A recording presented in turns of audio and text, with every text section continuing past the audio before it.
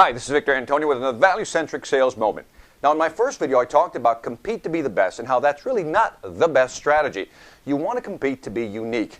Because again, in the market, if you create a product and everybody else creating that product with you, adding little features here and there, but again, everybody's doing the same thing, you can never be unique. And because you're not unique, you can't really create that super value that'll demand a higher price, which is what we all want.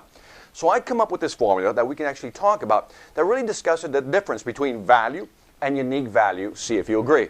Now, when you create value, here's what you're doing.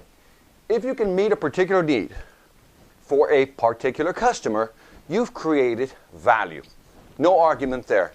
Again, the problem is everybody else is creating that similar value because your product isn't that different from everybody else's. I know what you're saying. But Victor, we got different products, different features we're coming out with.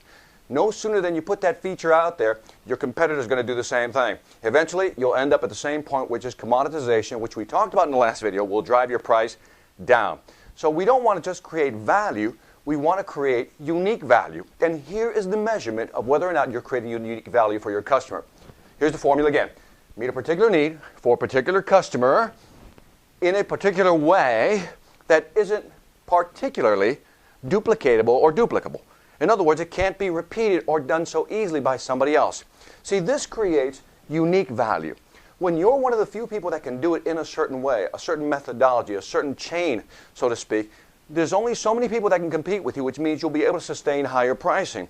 But if you just create basic value, which is a need for a customer for a certain market segment, a lot of people will jump, low barrier to entry, a lot of people jump into that market, which will drive your price down. So the goal is, how can we meet a need for a customer, but do it in a particular way, and that isn't necessarily duplicatable by just anybody. If you can do this with your product and implement this in your marketing strategy, you will be able to sustain higher pricing, which means bigger margins. This is Victor Antonio with another value-centric sales moment reminding you, selling ain't hard when you know how. Take care.